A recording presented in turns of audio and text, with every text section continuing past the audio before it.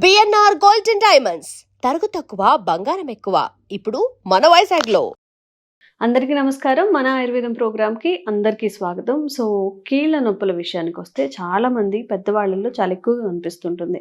ఇక వర్షాకాలం చలికాలం అయితే ఇంకా ఎక్కువగా కూడా ఈ బాధ అందరినీ బాధపడుతూ ఉంటుంది, కీళ్ళ నొప్పులు అనేది. సో ఈరోజు మనం ట్రెడిషనల్ హీలర్ ఇంకా హెర్బలిస్ట్ ఆంజనేయరాజు గారితో ఉన్నాము. కీళ్ళ నొప్పులకి ఒక మంచి పరిష్కారాన్ని అడిగి తెలుసుకుందాం. నమస్కారం సార్. నమస్కారం అమ్మా. సార్, కీళ్ళ నొప్పులు అంటే ఈ జాయింట్ పెయిన్స్ కానీ ఇవన్నీ కానీ ఒకప్పుడు పెద్దవాళ్ళలో ఎక్కువగా ఉండేవి. అవునండి. ఇప్పుడు 40 years లో కూడా కీళ్ళ నొప్పులు ఈవెన్ 80-90 దాటాక 80-90 దాటాక ఇప్పుడు 25 నుంచే ఇప్పుడు 25 నుంచే కూర్చొని లేవడానికి కూడా ఇబ్బంది పడే సిచ్యువేషన్ లో మన యంగ్ జనరేషన్ ఉన్నారు. సో వాళ్ళందరి కోసం మీరు ఏం చెప్తారు? మోడర్న్ జనరేషన్ మోడర్న్ జనరేషన్ అంత మోడర్న్ అయిపోయింది కదా, అందుకు వ్యాధులు కూడా మోడర్న్ గా అయిపోయినాయి అనమాట. ఈ కీళ్ళ నొప్పులు అనేది సాధారణంగా వాత వ్యాధులు అంటారమ్మా. ఆయుర్వేదంలో అయితే ఏమంటారంటే దీన్ని వాత వ్యాధులు అంటారు. వాటిని కీళ్ళ వ్యాధులు అంటే మనం రొమటాయిడ్ ఆర్థరైటిస్ అని కూడా అంటాం. రొమటాయిడ్ ఆర్థరైటిస్ ని ఆయుర్వేదంలో ఏమంటారంటే కీళ్ళవాతం అంటారు.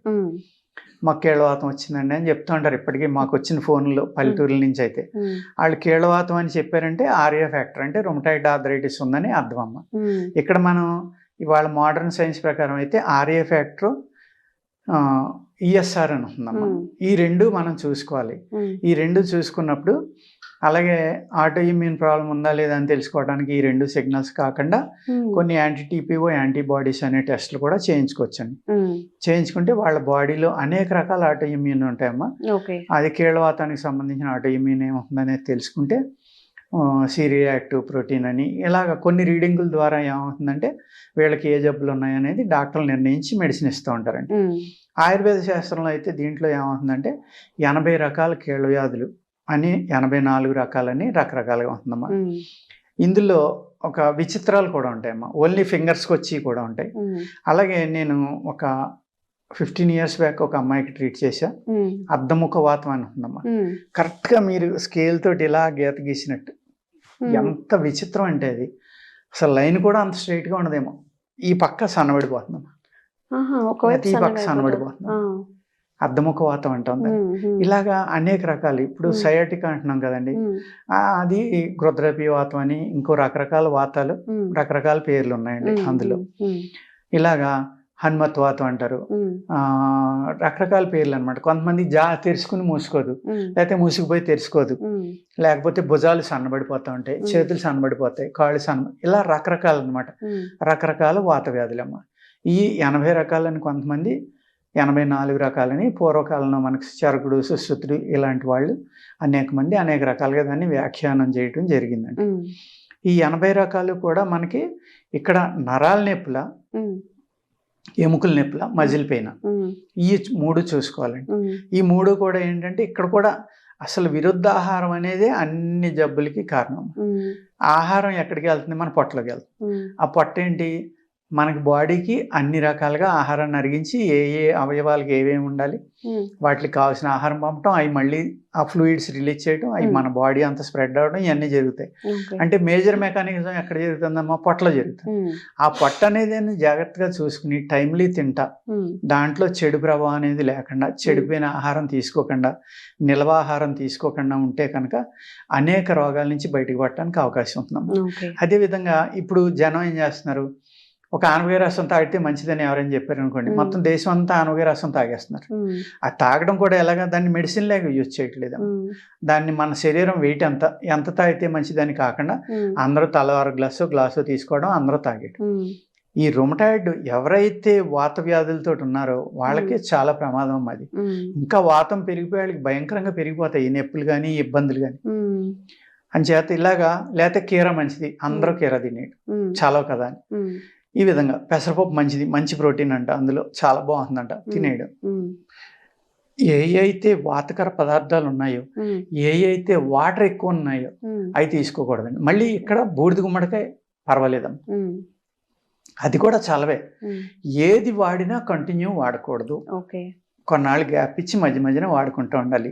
ఈ కరోనా వచ్చాక అనేక మంది అనేక రకాల డికాక్షన్స్ తాగేస్తున్నారమ్మా.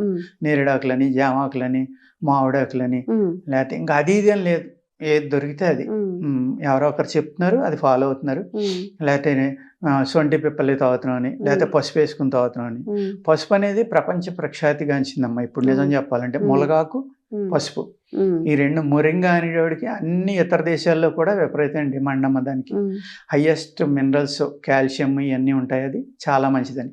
అదేవిధంగా పసుపులో ఉన్న కుర్కుమిన్ అనేది ఇన్ఫ్లమేషన్ కానీ అనేక రకాల వ్యాధులను తగ్గిస్తుంది. బాడీలో ఉన్నాయి ఒబెసిటీ తగ్గిస్తుంది, ఇన్ఫ్లమేషన్ తగ్గిస్తుంది, బ్యాక్టీరియాని చంపుతుంది, anti bacterial, anti fungal, at the same time immunity పెంచుతుంది.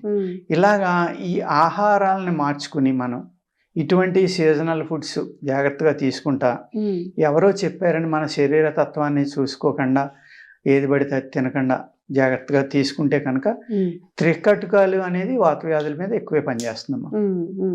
ఆ త్రికటుకాల్లోనే ఇంకా కొన్ని రకాలు కలిపి మన ఏది తేజ్పత్తా అంటాం మేము, బిర్యానీ ఆకు, దాన్ని ఆకుపత్రి అంటారమ్మా. అది ఆకలిని పెంచుతుంది, వాతాన్ని తగ్గిస్తుంది, రక్తశుద్ధి చేస్తుంది. ఇలాగా కొన్ని కొన్ని కాంబినేషన్స్ తోటి చేసి ఈ వాతాల మీద ఇస్తారమ్మా. అందులో గుగ్గిలం అనేది కూడా చాలా ఫేమస్ అన్నమాట. ఈ వాత వ్యాధుల మీద శిలాజిత్తు, గుగ్గిలం. ఆయుర్వేద శాస్త్రంలో ఆ కాంబినేషన్లో కూడా అనేక రకాల మందులు ఉన్నాయండి. పూర్వం రసశాస్త్రం ఉండగా అయితే ఏంటంటే, ఇప్పుడు కూడా ఉందిలేండి, లేదని కాదు నేను చెప్పేది, రసౌషధాలు వాడితే కిడ్నీలు పోతాయి, మెటల్స్ వాడితే అనేది మన ట్రెడిషన్లో ఏంటంటే, ఏదైతే భారతీయ జ్ఞానం అనేది ఉందో, విద్య కానీ విజ్ఞానం కానీ, దాన్ని పాడు చేయాలి అంటే ఏం చేయాలంటే, ఈ భస్మాలు తింటే ప్రమాదము, భస్మాలు తింటే మీరు కిడ్నీలు పోతాయి, లివర్ పోతుంది అనేది గుడ్డిగా చెప్పడం, గుడ్డిగా నమ్మటం అలవాటైపోయిందమ్మా. అదే భస్మాన్ని, బంగారాన్ని అమెరికాలో లాస్ట్ 15-20 years నుంచి నానో టెక్నాలజీ ద్వారా భస్మం చేసి బ్రెయిన్ క్యాన్సర్ మీద, అనేక రకాల క్యాన్సర్స్ మీద వాడడం, అది మంచి ఫలితాలను ఇవ్వడం జరుగుతుందండి. మనం చేయకూడదు, వాళ్ళు చేయొచ్చు. ఈ విధంగా మనం అంటే తెలివి తక్కువగా ఉన్నామా, భ్రమలో ఉన్నామా, లేకపోతే మన నాలెడ్జ్ని మనం కోల్పోయామా, మనకున్న ఏదైతే జ్ఞానం ఉందో దాన్ని కోల్పోయి ఎవరు ఏది చెప్తే అది నమ్మటం నేర్చుకున్నాం. కాబట్టి మనం మన యొక్క జ్ఞానాన్ని పూర్తిగా పాడు చేసుకోవడం వల్ల ఇన్ని రకాలైన ఇబ్బందులు వచ్చినాయి అండి. అంచేత ఏంటంటే, పూర్వం పాదరసం ఉందమ్మా. పాదరసం ఒక అద్భుతమైన ప్రక్రియ. రసం అంటే ఆ పాదరసం అనేది 30 times వాటర్ మీద ఎక్స్ట్రా వెయిట్ ఉంటుందమ్మా. ఓన్లీ లిక్విడ్ మెటల్, భూమి మీద ఉన్న లిక్విడ్ మెటల్ అమ్మ. అది ద్రవ పదార్థమైన లోహం. అది ఎంత చిన్న మైక్రాన్స్గా రూపుదిద్దుకోగలదంటే మీ తల వెంట్రుకలో కూడా వెళ్ళిపోతుందమ్మా. అంత అద్భుతమైన పాదరసాన్ని మన వాళ్ళు ఏం చేశారంటే, దానికి పాదరసం సూర్యుడైతే గంధకం చంద్రుడు. ఈ పాదరసంలో ఉన్న తీక్ష్ణతని తగ్గించాలి అంటే గంధకం కలిపేవారు. అలాగే ఈ పాదరసం లెడ్ తోటి కలిపి ఉంటుంది కాబట్టి అది తీసుకుంటే చనిపోతారు. కాబట్టి ఆ లెడ్ని కొన్ని మూలికల ద్వారా వేరు చేసి ఈ పాదరసాన్ని 99.9% శుద్ధి చేసి అప్పుడు దాన్ని భస్మంగా చేసి ఇప్పుడు నానో టెక్నాలజీ ద్వారా చేస్తే ఎంత చిన్న పార్టికల్స్ అవుతాయో అంతకంటే చిన్న పార్టికల్స్ని మన వాళ్ళు ఈ అయితే మూలికలు ఉన్నాయో వాటితోటి కలిపి నూరి దాన్ని పుట్టం వేసమ్మ అంత చిన్న పార్టికల్స్ చేయగలిగారు. మా గురువు గారు రాజమండ్రిలో ఉండేవారు అన్నమా, పొన్నాడు శ్రీరామూర్తి గారిని. పాదరసం అంటే నీళ్ళ మీద 30 రెట్లు ఎక్కువ బరువు అని చెప్తున్నా, ఐరన్ కన్నా చాలా ఎక్కువ రెట్లు బరువు. అయినా సరే ఆయన చేసిన భస్మం ఇలా చిటుకుడు నీళ్ళ మీద వేస్తే తేలిదమ్మా, ములిగేది కాదు. అంటే ఎంత చిన్న పార్టికల్స్ అయితే అది. అంటే మన కిడ్నీలో నెఫ్రాన్స్ అని ఉంటాయమ్మా. నాకు దాని మీద అంత నాలెడ్జ్ లేదు కానీ 10 లక్షల నెఫ్రాన్స్ ఉంటాయని చెప్తారు. అంటే ఇంత కిడ్నీలో అన్ని లక్షలు ఉన్నాయంటే ఎంత చిన్నవి ఉంటాయి చూడండి. వాటికి అడ్డం పడితే ఏమవుతుంది, ఈ మెటల్స్ లాంటి కిడ్నీలు పాడవుతాయి. వాళ్ళు చెప్పింది కూడా తప్పు కాదు, కానీ అంత అద్భుతమైన టెక్నాలజీ మన భారతదేశంలో ఆయుర్వేద వైద్యులు చేయగలిగేవారు. పాదరసాన్ని ఒక 16 నుంచి 18 రకాలుగా పూసలు కడతారమ్మా, సాలిఫైడ్ చేస్తారు. ఆ మోడర్న్ సైన్స్లో లెడ్ కలిపితే కానీ సాలిఫైడ్ అవ్వదు అనేది నేను గూగుల్లో చదివా. ఉన్న పాదరసాన్ని ఏమీ కలపకుండా శుద్ధి చేసి మరి ఉన్న లెడ్ని తీసేసి దాన్ని సాలిఫైడ్ చేస్తారమ్మా, దాన్ని భస్మం చేస్తారు, దాన్ని సింధూరం చేస్తారు, అనేక రకాల ప్రక్రియ. దాంతో పాదరసంలో ఉన్న అద్భుతమైన గుణం ఏంటంటే, ఆయుర్వేద ప్రకారం మనం ఏ మూలికనైతే దాంట్లో నూరేమో ఆ మూలికా రసం భావనలు అంటారు. ఒకే మూలికని ఒక వారం రోజులు ఆ పాదరసంలో వేసి నూరదానే ఉంటాం. ఆ మూలికలో ఉన్న మెడిసినల్ ప్రాపర్టీస్ అన్నీ అది తీసేసుకుంటుంది. దాన్ని భస్మం చేస్తాం. చేసినప్పుడు ఆ మైన్యూట్ పార్టికల్స్ కింద అవుతుంది. ఈ మూలికల యొక్క శక్తిని అది తీసుకుని ఆ పార్టికల్స్ శరీరానికి అందిస్తాయి. అది కూడా అది చేరలేని ప్రదేశం అంటూ మీ శరీరంలో ఏది మిగలదు కాబట్టి దాన్ని ఒక క్యారియర్గా, ఒక అద్భుతమైన మెడిసిన్గా మన పూర్వీకులు వాడడం జరిగిందండి. వీళ్ళు అనేక రకాల మెటల్స్ని, అనేక రకాల స్టోన్స్ని, వజ్రభస్మం అంటారు, పగడ భస్మం అంటారు, అన్నిని ప్రవాళ భస్మం అంటారు, లోహ భస్మం అంటారు, అయస్కాంత భస్మం అంటారు. అసలు వీళ్ళు భస్మం చేయిందంటూ ఈ భూమి మీద ఏది లేదు. మెటల్స్, స్టోన్స్ కూడా చేసి వాటిని అనేక రకాల మూలికలతోటి కలిపి ఇవ్వడం వల్ల మన శరీరంలో ఏ ఏ భస్మాలు అయితే మనం అంటున్నామో అవన్నీ కూడా న్యాచురల్గానే మన శరీరంలో ఉంటాయమ్మా. యోగశాస్త్ర ప్రకారం అయితే సూక్ష్మ బ్రహ్మాండం అంటాం మన శరీరాన్ని. అంటే ఈ సృష్టిలో ఏదైతే ఉందో ఆ సృష్టిలో ఉన్న అన్నీ కూడా మన శరీరంలో ఉంటాయి అని అర్థం. అక్కడ మన బాడీలో లేని ఇక్కడ బయట ఉండవు, బయట లేని మన బాడీలో ఉండవు. అందుకే సూక్ష్మ బ్రహ్మాండం అన్నారు. దీనికి ఒక కథ కూడా చెప్పారమ్మా. కృష్ణుడు మట్టి తిన్నాడని యశోద చెవు పట్టుకుంటే నోరు ఆవలించి బ్రహ్మాండాన్ని చూపిస్తాడు. అంటే సృష్టి అంతా నాలోనే ఉంది అని. అదే విధంగా ప్రతి మనిషిలోనే ఉంటున్నాం. అది చూపించడం చదవాలి. అలాగా అక్కడ దాని అర్థం ఏంటంటే, నేను అర్థం చేసుకున్నది ఏంటంటే, ఈ సృష్టి అంతా మనలోనే ఉంది కాబట్టి అన్ని మెటల్స్, అన్ని లోహాలు కానీ, అన్ని విషాలు కానీ, అన్ని వైరస్లు కానీ బాడీలోనే ఉంటాయమ్మా.